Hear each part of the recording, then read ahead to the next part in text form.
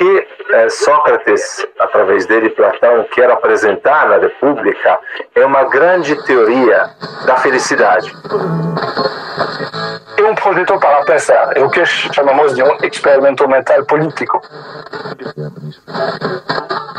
A justiça pode definir-se como vigilância para que cada coisa, cada indivíduo, cada ação, cada classe haja de acordo com a sua função, de acordo com o seu lugar, de acordo com o espaço que lhe é determinado.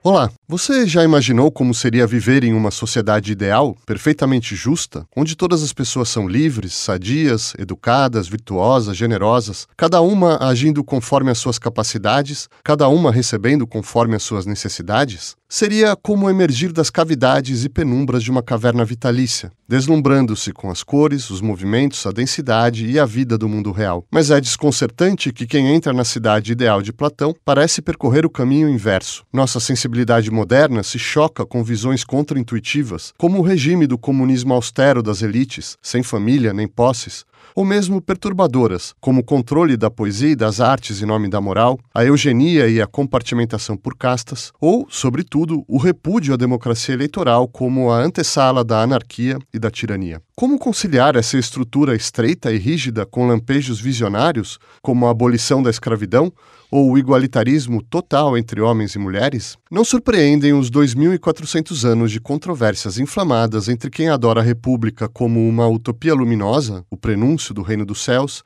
e quem a detesta como uma distopia tenebrosa, a mãe de todos os totalitarismos. Mas ninguém negará que Platão alicerça a construção de sua cidade bela e boa nas questões essenciais. O que é a justiça? O que é a felicidade? É possível ser injusto e feliz? Ou justo e infeliz? E mesmo as críticas mais densas dos críticos mais ardentes não deixam de ser uma homenagem ao tour de force de Platão em busca do equilíbrio e da hierarquia entre a dimensão religiosa, a política e a econômica que compõem toda a sociedade humana, assim como entre a razão, a vontade e a emoção que movem toda a alma humana. Nenhuma outra obra platônica ilustra tão completamente o dito de Alfred North Whitehead, de que a história da filosofia não passa de uma série de notas de rodapé a Platão. Em sua busca pelo estado ideal, o protagonista Sócrates extrapola a política, investigando a ética, a estética, a metafísica, a epistemologia, a pedagogia, a psicologia e até a física, para oferecer uma síntese audaciosa entre a arquitetura do universo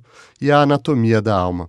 Seu anseio pela fusão do saber e do poder produziu algumas das alegorias poéticas mais fecundas da história do pensamento. O mito da caverna, o sol como imagem do bem, o Estado como um navio, a odisseia da alma no além-mundo. E aprove-se ou não os caminhos e estratagemas de Platão para responder à pergunta crucial sobre a justiça? A resposta, medida pelas grandes lideranças morais e religiosas da humanidade, segue impecável. O vigor de uma civilização é, antes de tudo, uma questão de ordem interior, e é sempre preferível ser justo, mesmo sofrendo as mais cruéis injustiças, do que gozar de prazeres, riquezas e glória praticando injustiças. Ame ou odeie a República, o certo é que nenhum pensador jamais ficou indiferente a ela.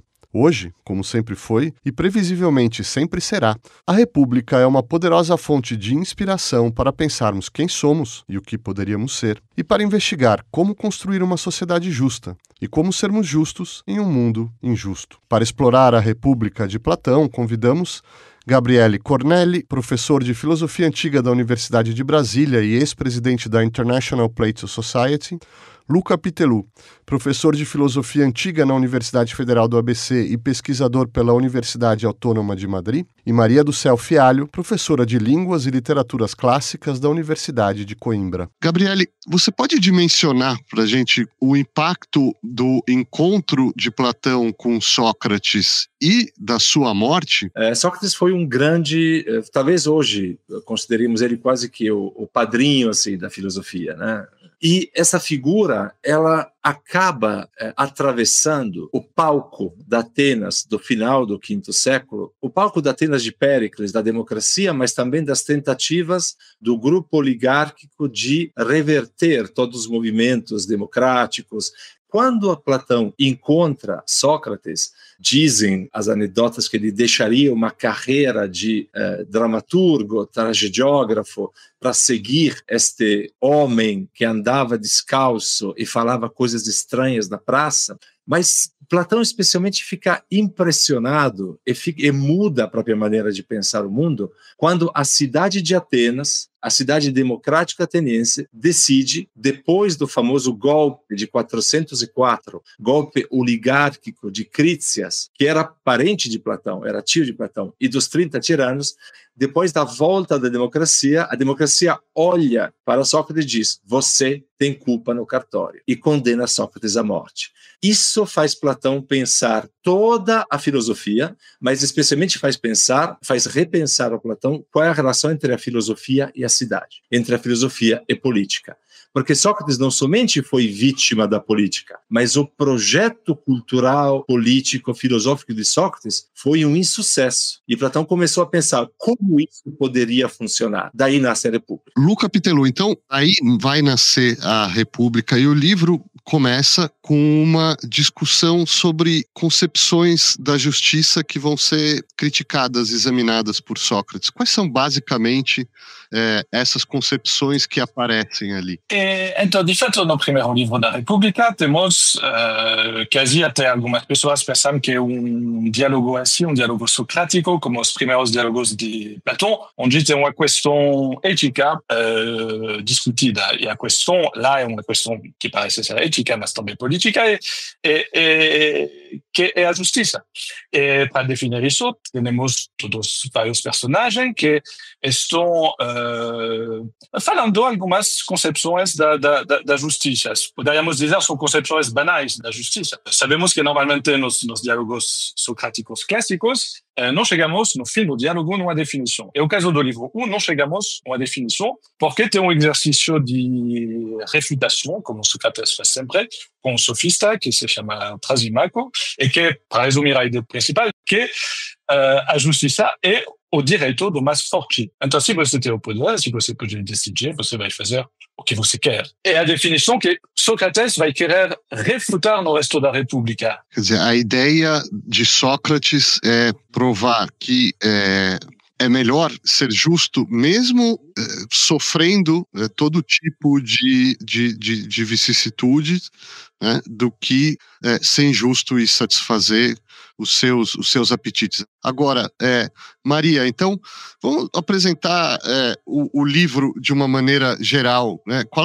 Se a gente fosse apresentar o enredo, quais são as principais partes, os principais capítulos, digamos, da República? O livro primeiro aparece-nos com uma natureza quase de prólogo euripidiano, em que é apresentada a ação, o tema e as personagens. O livro segundo e terceiro, enfim, equivalem-se grosso modo ao nono e décimo, no que diz respeito à mimese, enfim, à imitação, e os livros 3, 8, vamos lá, ocupam-se então da construção da cidade, tomando a questão das classes que a constituem, da natureza da cidade justa, do perfil do governante ideal, o rei filósofo. O livro 7 contém a famosíssima alegoria da caverna, em que faz a ponte entre a questão da justiça, o que, vamos lá, consuma essa ponte, a questão da definição da justiça no contexto da cidade ideal e do perfil do governante, para a questão epistemológica. Voltando ao primeiro livro, Gabriele, eles estão discutindo ali sobre a justiça no nível pessoal, no nível ético, né? A pessoa, o indivíduo justo. E aí vem essa grande construção, essa investigação sobre a cidade ideal, porque o tempo todo Platão faz essa analogia entre a pessoa, o indivíduo, né, e a sociedade. tem uma expressão ali, a sociedade é o homem escrito em letras maiúsculas, né? Como Platão justifica essa relação, essa analogia entre o individual e o coletivo? Marcelo, essa é uma das grandes sacadas, de certa maneira, da personagem Sócrates, né? Mais do que, digamos assim, um desenho de uma cidade ideal ou de um modelo possível de cidade, o que Sócrates, e através dele Platão, quer apresentar na República é uma grande teoria da felicidade, no fundo, de como você pode viver, tanto cada indivíduo como em comunidade, de maneira feliz. Então tem uma espécie de genealogia da moral, de certa maneira, que acaba com uma genealogia da vida social e da política.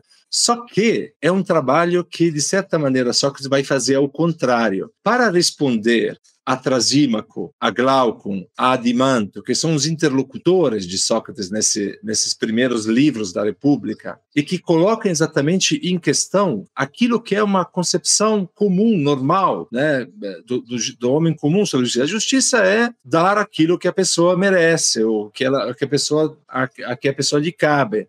Aí tem uma discussão, Trasímaco vai dizer, não, justiça é sempre a vantagem do mais forte. E aí o Glauco e o Adimanto dizem, não, peraí, mas não é bem assim, porque a justiça, quando o mais forte, mesmo que tenha alguma vantagem, ele fica com medo de virar um dia fraco, ou dos fracos se unirem e derrubá-lo. Então, essa discussão toda coloca Sócrates, no fundo, numa situação pela qual diz, espera aí, vamos recomeçar, porque esta ideia de justiça, pensada somente como algo, em termos que nós diríamos hoje de moral individual, isto é, se a pessoa é justa ou não, não vai nos levar a nenhum lugar. E ele vem com essa sacada, essa solução, né, de que quem não consegue ler um texto escrito em letras pequenas, se as letras forem aumentadas, se os caracteres forem maiores, vai conseguir entendê-lo melhor. E é neste momento que Sócrates, para poder continuar pensando moralmente, eticamente também, o indivíduo, ele vira um pensador político. Então, o Sócrates que no Gorgias, no outro diálogo platônico, recusa a discussão política, aqui ele vira, de fato, um filósofo político. E tem um outro elemento estrutural, porque nessa relação entre a pessoa e a sociedade, também existe como que se espelham uma outra em estruturas tripartites ou ternárias. Tanto a alma individual quanto a sociedade, o Estado, seriam divididos em três partes, como três dimensões, e a dinâmica existencial, individual ou social, depende da relação, da composição dessas três partes ou três dimensões. O que são essas três dimensões? É mais simples começar com na sociedade. Na sociedade, numa cidade, a gente já pode dividir, para Sócrates, duas partes. Então, as pessoas que vão dirigir, os governantes, e Sócrates vai todo o resto das pessoas. Ele vai chamar o resto das pessoas os produtores, que são basicamente todas as profissões que vão produzir algo. Duas partes, duas classes. Aqueles que vão dirigir e aqueles que vão ser dirigidos, que são os produtores. Vamos dizer, qualquer trabalho que contribui a produzir recursos numa cidade. Mas Sócrates insiste que devemos assumir uma terceira classe, e essa classe são a classe das pessoas que vão ajudar os governantes. Esses auxiliares que vão ajudar os governantes é um tipo de exército. É um tipo de exército. Isso faz que esse exército seja mais do que temos, por exemplo, no Brasil, que se chama uma polícia militar. Então, é para colocar a ordem dentro da cidade. As três categorias, ou seja, os governantes, os auxiliares e os produtores, correspondem três partes dentro da alma dos seres humanos. Dentro de nossa alma, todos podemos fazer a diferença entre, vamos dizer, o que é pensar e, de uma outra maneira, o que é desejar. É uma divisão clássica que encontramos na quase toda a história da filosofia entre a razão e as paixões. Só que Sócrates chama, que às vezes chamamos de paixões, de desejos, ou da parte que vai desejar na alma, posição com a parte que vai pensar, a parte racional, a parte que vai pensar de uma maneira filosófica e discursiva. Mas lá também tem que introduzir uma terceira parte, uma terceira função na alma que debate sobre tudo isso. E essa função que se chama o thumos, e que é difícil de traduzir em português. Tem uma noção de relação com a virtude da coragem, que tem uma relação, se a gente olhar na cidade, com os auxiliares. Então tem essa questão de honra, poderíamos dizer, e isso vai aparecer depois, que, de uma certa maneira, exatamente como na cidade, tem essa simetria exata, que pode parecer um pouco artificial, mas que fica afirmada, que como os auxiliares na cidade, os militares, vamos dizer, têm que ajudar os governantes para colocar ordem na cidade, especialmente a grande maioria das que são na categoria dos produtores, e o thumos, essa parte que às vezes chamamos irascíveis, tem que auxiliar a parte racional da alma para dominar os desejos. E assim temos um tipo de simetria. Queria só destacar um ponto do que o Luca estava falando, que mostra algo do qual Platão foi acusado ao longo da história de idealismo, quando, na verdade, Platão me parece um dos autores da filosofia mais realistas possíveis. Veja, aquilo que o Luca estava dizendo é que entre o racional e o irracional, entre o governante, que tem que entender como fazer funcionar tudo, e o cara lá embaixo que está produzindo, o agricultor, o artesão, etc., Platão coloca no meio uma questão fundamental, que é uma questão tanto moral e psicológica, diria, quanto política fundamental. Quem vai me dar a força para, do ponto de vista psicológico, fazer que a razão vença sobre as pulsões, para usar agora uma terminologia mais psicanalítica, sobre aquilo que eu não controlo porque é irracional. E da mesma forma, do ponto de vista político, ele vai dizer, o que eu tenho que me faz que a maioria da população se sinta, de certa maneira, obrigada a seguir aquilo que as pessoas que entendem que é justo devem fazer. Então, se Platão está pensando sempre a política de maneira, tanto a política da alma, digamos assim, do indivíduo, quanto a política da cidade, de maneira muito concreta. Eu preciso de uma força para as coisas funcionarem. Que seja a vontade psicológica, que seja a força que é dessa casta, desse grupo dos militares que fazem o enforcement, como se diz, né? Que fazem ou fazer cumprir aquilo que é o melhor para todos. Então vejamos como isso funciona na prática, porque existem essas estruturas e ele vai lançar a mão não só na República, mas em outros livros, de um modelo canônico ali das 4 virtudes, né? 4 virtudes que aperfeiçoam essas 3 potências da alma. Algum de vocês pode explicar quais são essas virtudes e como elas realizam esse aperfeiçoamento? Bom, essas virtudes, que no fundo são 3, já que a justiça compreende as outras 3, serão a virtude da sabedoria, a virtude da coragem e da sofrosune, algo difícil de temperança, talvez. Sendo que, quando a justiça envolve estas 3 virtudes, quer isto dizer que a justiça é atuante, mas atua a partir de sopesamento daquilo que deve ser, atua por assumir de coragem para atuar. A justiça, em boa verdade, englobando essas 3 virtudes, pode definir-se na República como vigilância para que cada coisa, cada indivíduo, cada ação, cada classe haja de acordo com a sua função, de acordo com o seu lugar, de acordo, em boa verdade, muito helenicamente, com o espaço que lhe é determinado. Com isso, com essa vigilância operada pela justiça, se atinge ou se realiza o fim da justiça em si, que é a unidade da cidade e, no indivíduo, a unidade da alma.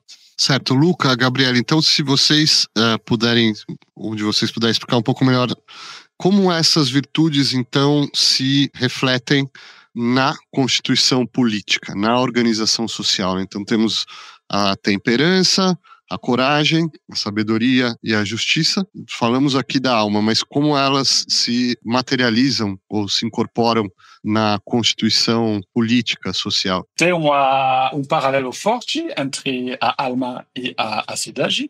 Então podemos encontrar o mesmo tipo de virtudes que encontramos na alma e na cidade. Então a virtude, começamos com a classe mais baixa, que são a maioria da cidade, que são os produtores. Essa é essa virtude de temperança. A ideia é que quando a gente produz, não deveríamos produzir demais. Tem meio termo. Não a cidade justa não vai ter excesso de produção ou de uso de recursos naturais, por exemplo. E a virtude da segunda classe dos auxiliares, dos militares, é a coragem. Bom soldado é soldado corajoso. E a virtude dos governantes. Por enquanto, não sabemos que são os governantes. Sócrates vai argumentar depois que são os filósofos. Mas a virtude dos filósofos vai ser tipo de sabedoria.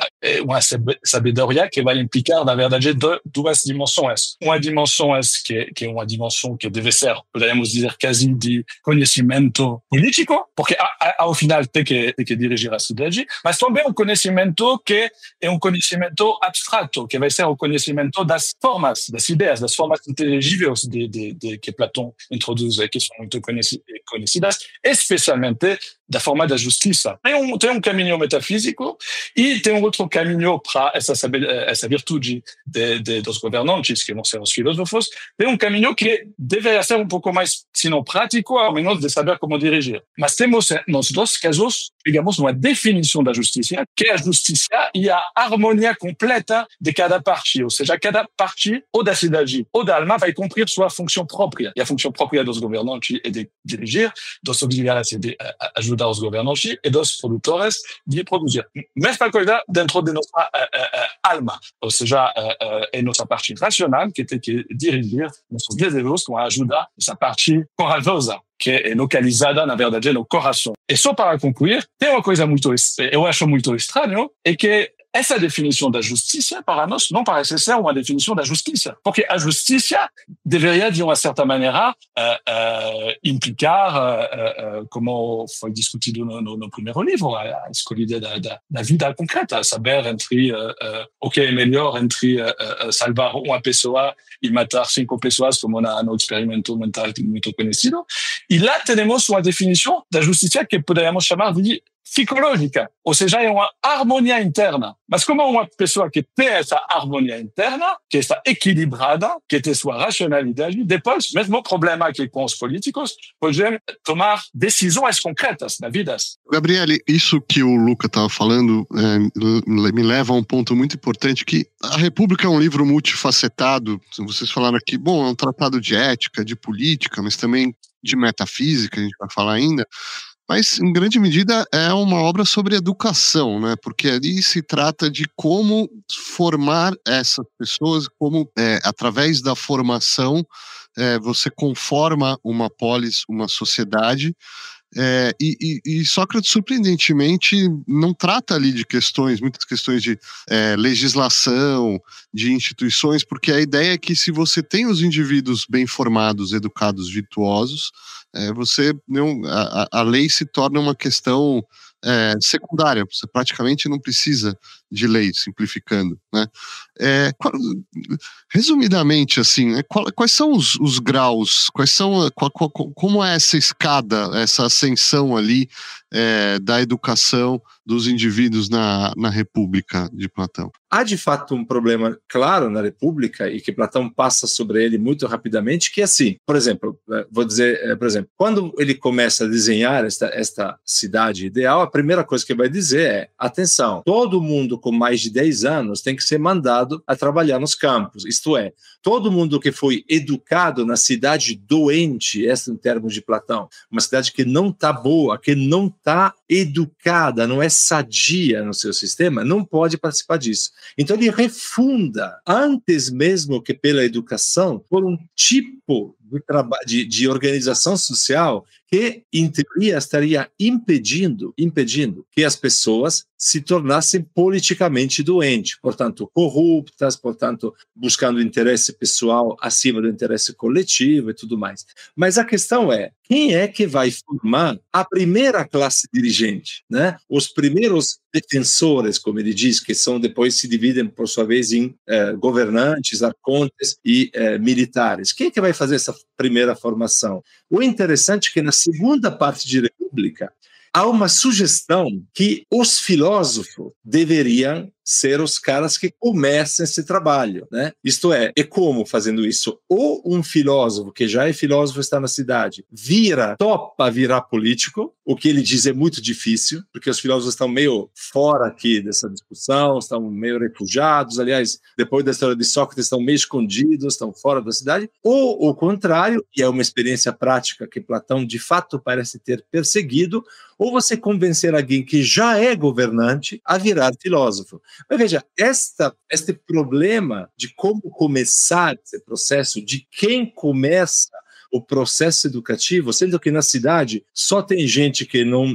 sabe como melhorar as coisas, como de fato governar, é um problema real, digamos assim, prático do projeto platônico. Eu acho, e concluo, que é um problema somente para quem acha que Platão está escrevendo um manual de gestão pública. Ele não está escrevendo um manual de gestão pública. Ele está colocando algumas ideias em jogo, algumas sugestões. Os kantianos, por exemplo, entendiam isso, é um modelo ideal sobre o qual pensar que desafia o pensamento político atual e, portanto, não precisa resolver de fato os problemas, mas vai colocando, digamos assim, sugestões, vai desafiando uma compreensão normal de como se faz a política, inclusive de como se começa a educar uma nova classe dirigente. Dentro desse processo de educação e de estabelecimento de uma cultura, aparece em algum momento uma discussão muito importante entre poetas e filósofos. É bem controverso porque se diz que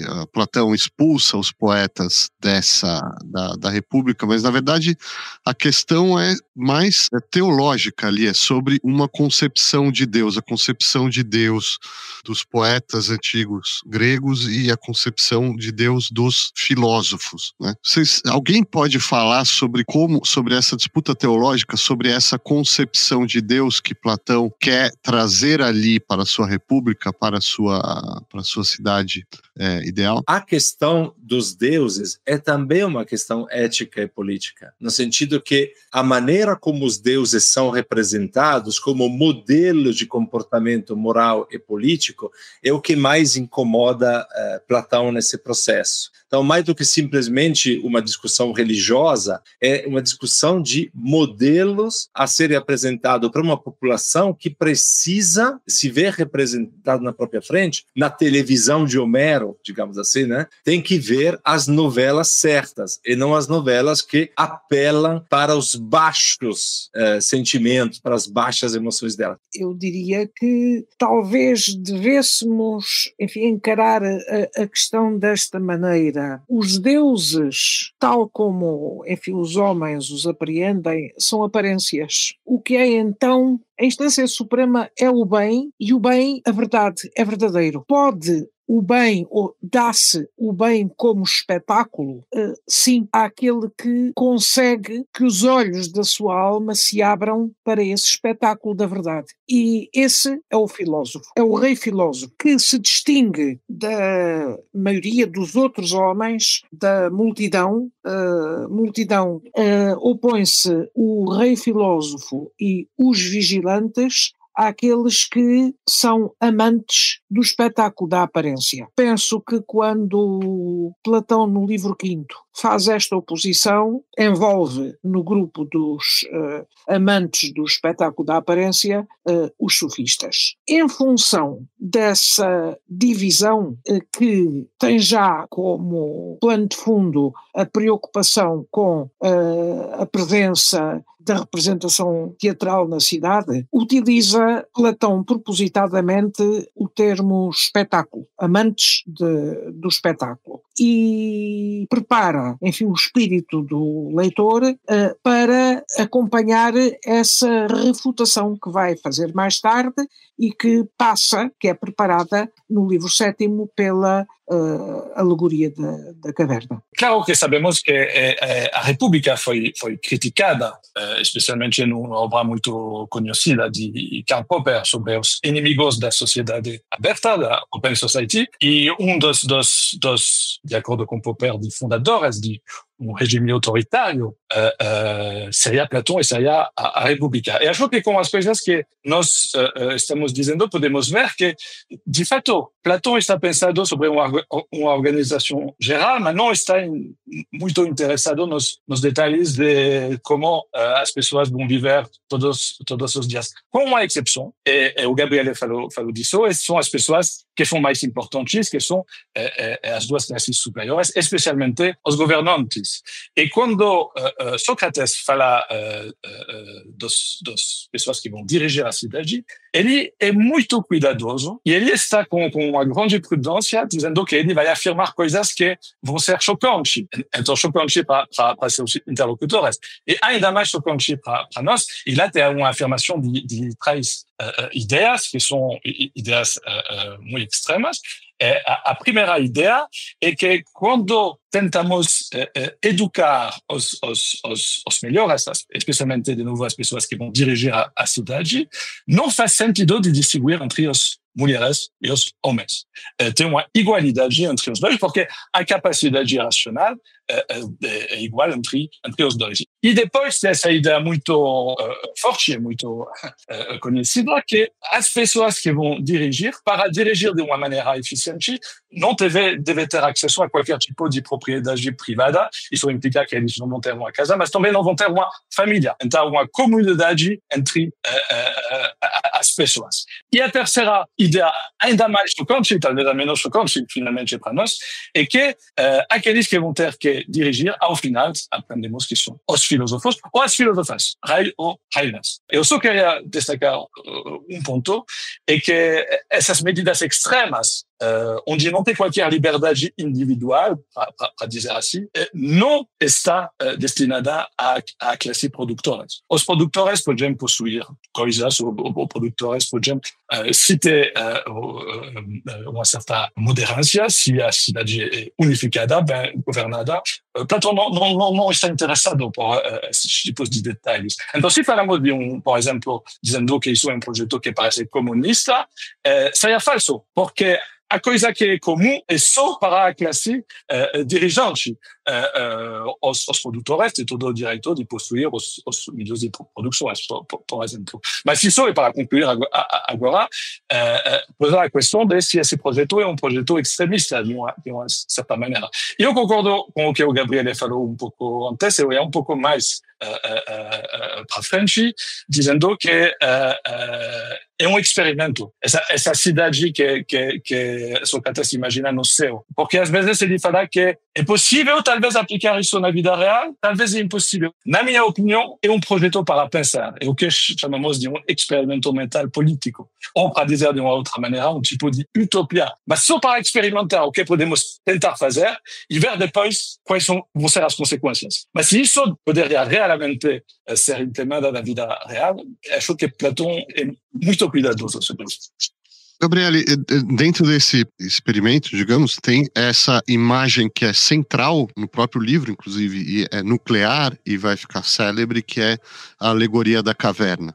Para o ouvinte que talvez não esteja muito familiarizado, basicamente, a ideia ali de indivíduos que vivem numa caverna, eles estão de frente ali para uma parede, de trás tem um fogo, por onde passam figuras como num cartão, né, recortadas ali. Ele vê essas imagens, essas sombras projetadas, como se estivesse num cinema mesmo, essas sombras projetadas, e é tudo que ele conhece da vida, né? Em algum momento ele é como que forçado a sair, resiste até, e descobre que aquelas sombras, a sombra de um cavalo, a sombra de uma árvore, a sombra do que for, né? Ele descobre a verdadeira árvore, o verdadeiro cavalo, ele descobre a realidade tal como ela é fora da caverna, né? E depois deve voltar para a caverna. Como que essa pequena aventura ali no meio da República sintetiza tudo isso que a gente, todo esse experimento, todo esse projeto aqui que a gente está falando? E toda a República é de fato estruturada por esta ideia da descida, da catábasis, como dizem os gregos, né? A primeira palavra de República é desceu, Sócrates é o Pireu, exatamente.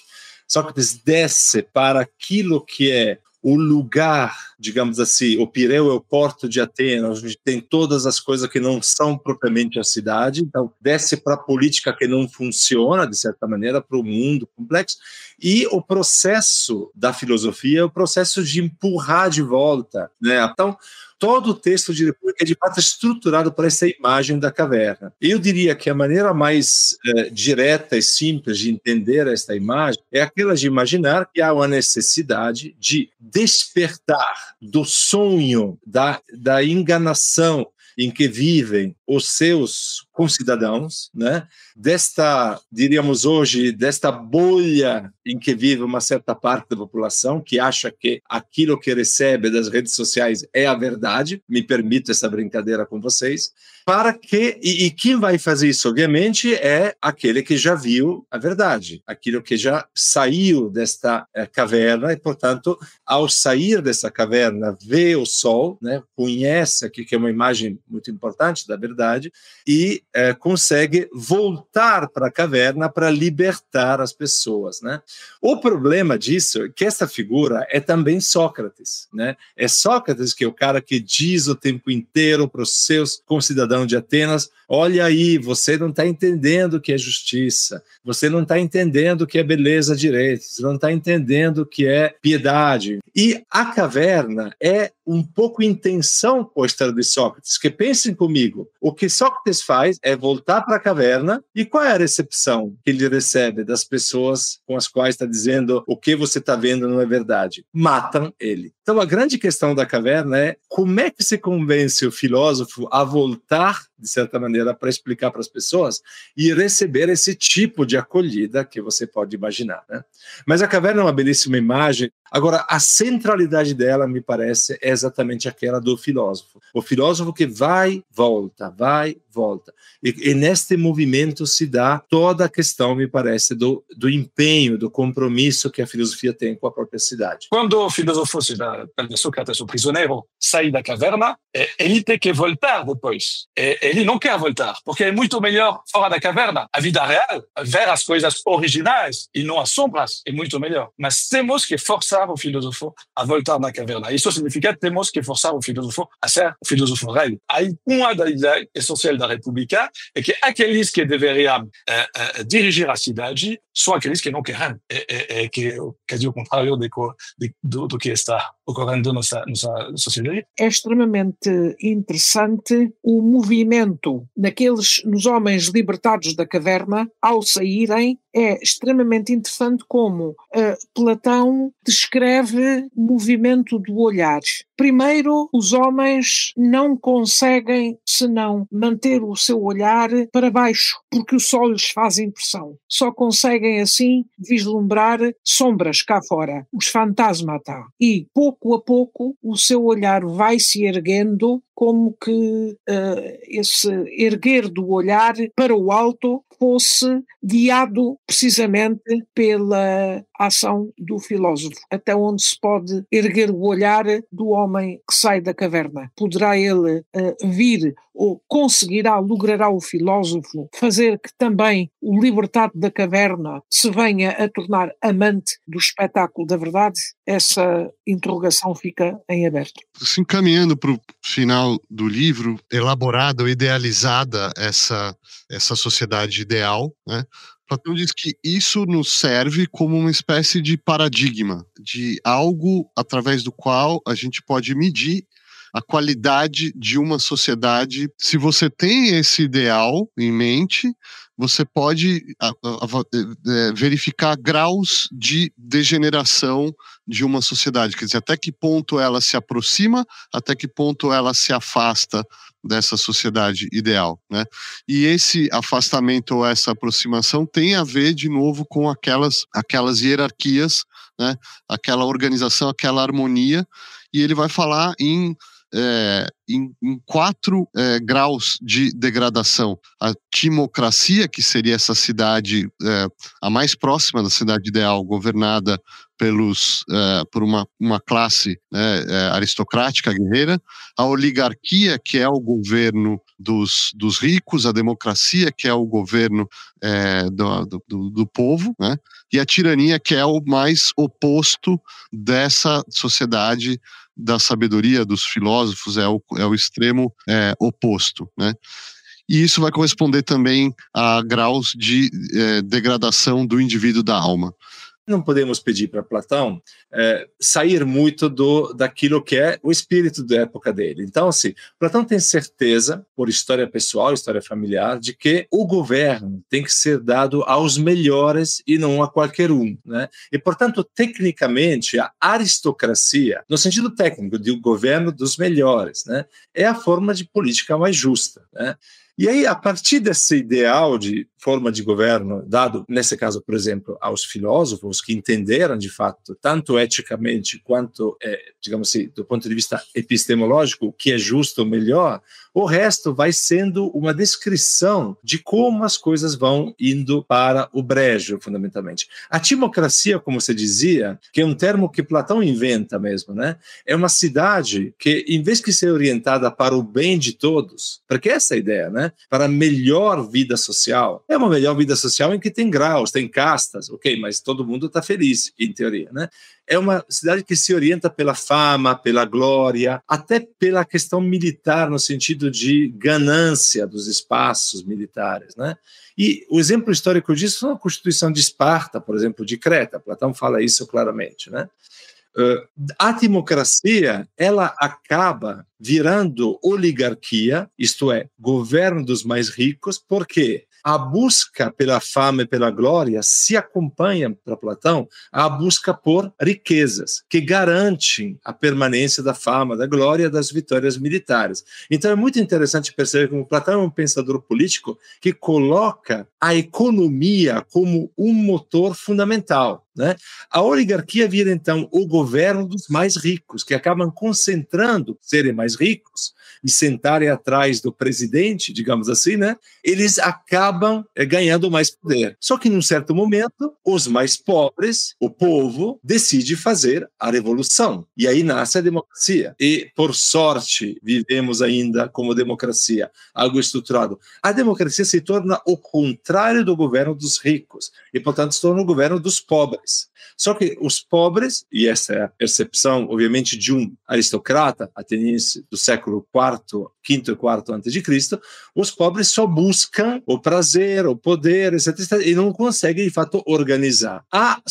O resultado da democracia vira, nós dizemos hoje, demagogia. Alguém vai dizer, pode deixar, eu cuido de você, está muito confuso aqui, eu vou ser o landlord, o novo governante, dizemos assim, que eu vou resolver o problema. Então ele vai dizer, a democracia se torna tão caótica, tão anárquica, que requer a intervenção de um homem forte. E esse homem forte vai ser o tirano. Só que, mesmo a tirania, mesmo o tirano não é feliz. Ninguém é feliz da tirania, fora o tirano, nós imaginamos. Mas nem o tirano, porque o tirano tem medo o tempo inteiro de ser morto pela própria população. E volta, assim, aquilo que dizia Glauco no começo da República, né? De que, na verdade, esse modelo do homem justo, da justiça que é organizada por um homem só, não vai funcionar. Perfeito. Então, a minha questão é como isso responde ao problema que foi colocado ali no começo da justiça, né? A ideia de que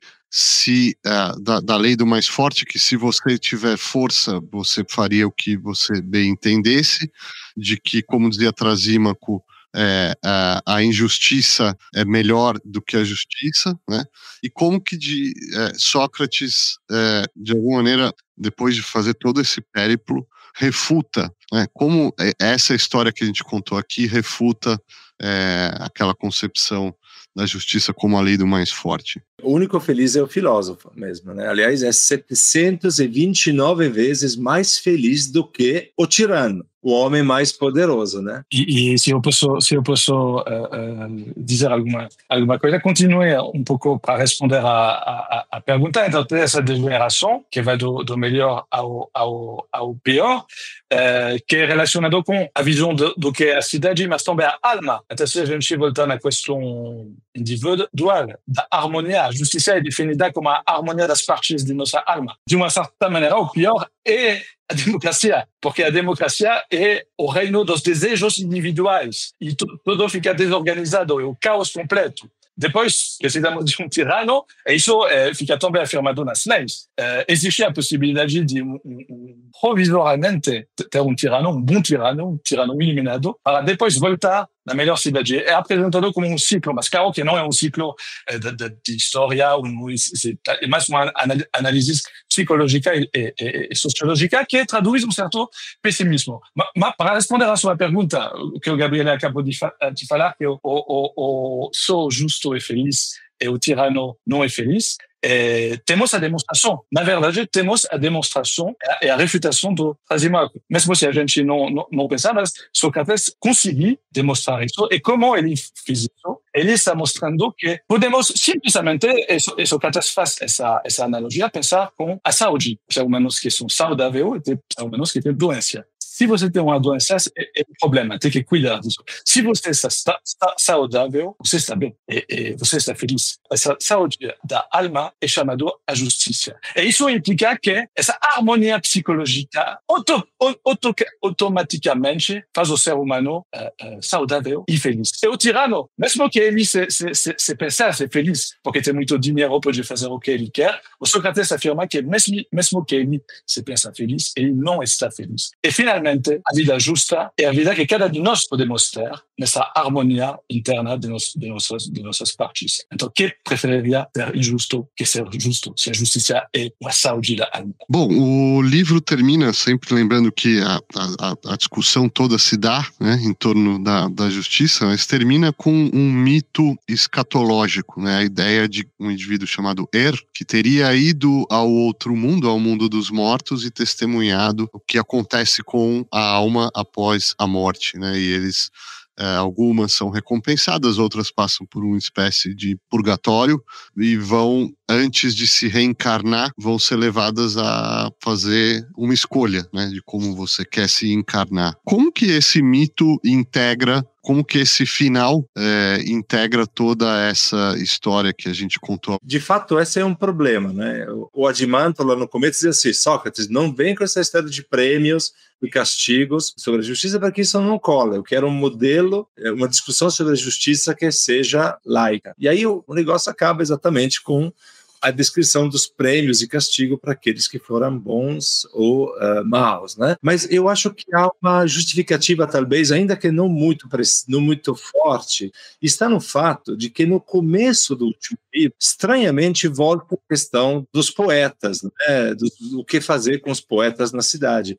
E, diferentemente de antes, há uma abertura à possibilidade de haver uma poesia boa, uma poesia que possa convencer, de certa maneira, as pessoas. Eu acho que Platão está fazendo um pequeno teste no final de República, dizendo assim, bom, um grupo de pessoas que está acompanhando essa discussão, né, de certa maneira. Eu ainda preciso convencer a grande maioria das pessoas a serem justas, a respeitar as leis, etc. Então eu vou oferecer um tipo de linguagem, que é aquela do mito, que funciona melhor. Agora, não é um mito simples de entender. Por exemplo, as almas que têm chances de escolher as próximas vidas, elas escolhem sem nenhuma coação, e o texto diz claramente, Deus não é responsável pela sua escolha. Você que vai decidir a própria vida. Ele te coloca um modelo de vida na tua frente e você vai decidir aquilo que você quer ser na própria vida. Então, não é um mito normal também, é um mito que já é imbuído de toda uma reflexão, eu diria quase laica, de certa maneira, sobre a escolha que constrói a comunidade política. Não, perfeito. Olha, a gente tem pouquíssimos minutos para uma rodada final. Se vocês quiserem falar de algo que a gente deixou pelo meio do caminho, ou se, na opinião de vocês, agora fazendo uma avaliação, se Platão foi bem sucedido no empreendimento que ele se propôs, ou sobre a recepção do livro ali na Grécia, até o nosso tempo, ou ainda qual seria o grande legado da República, né, para a filosofia, para a cultura universal, que ela ainda tem nos oferecer hoje no futuro. O projeto político de Platão parece ser muito intenso, no sentido que, como eu falei, não tem liberdade, tudo é determinado, que vai dirigir, esse projeto, a gente não falou nos detalhes, mas de formação dessa elite, que vão ser os filósofos, que vão ter que estudar muitas matemáticas e finalmente a dialética para chegar a formas. Mas qual é a consequência, ou qual é, vamos dizer, uma ilustração que poderíamos ter desse projeto político, dessa experiência da República? Eu diria que, Gabriela acabou de utilizar a palavra, é um projeto elitista. É um projeto que pretende fabricar os melhores governantes possíveis. E o legado da República, acho que ele está muito presente hoje em dia. E até podemos verificar alguns países. Por exemplo, eu sou o contrário do projeto platônico. Eu sou suíço, e na Suíça tem a ideia que não produzimos elite, não temos escolas para produzir grandes escolas para produzir elite.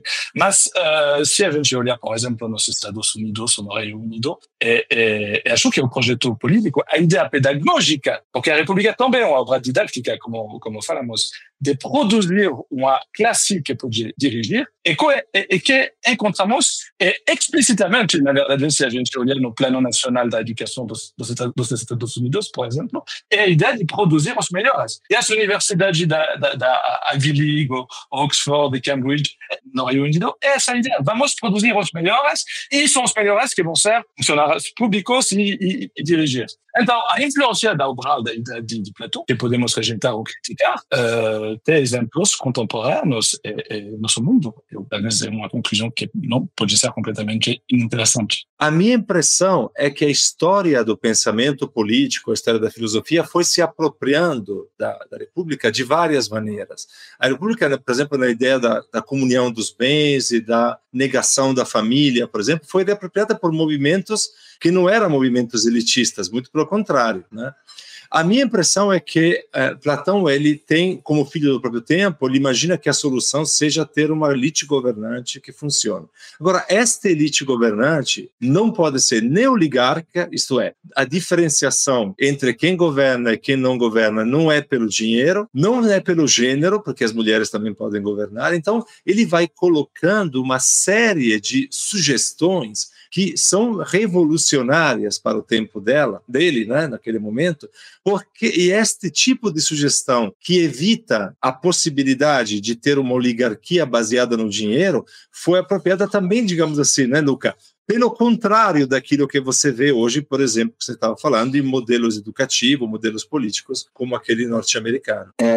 Criou-se, enfim, a leitura de tradição de que Platão expulsa os poetas da República, ou seja, a cidade ideal não tem espaço para a poesia, exceto para um tipo de poesia planificada, os hinos aos varões ilustres. Há que assinalar, e hoje em dia penso que a releitura da República, talvez porque o homem de hoje carece também de reconhecer em si o papel do imaginário e do emocional como instrumento com potencialidades cognitivas, hoje em dia, digo, tendemos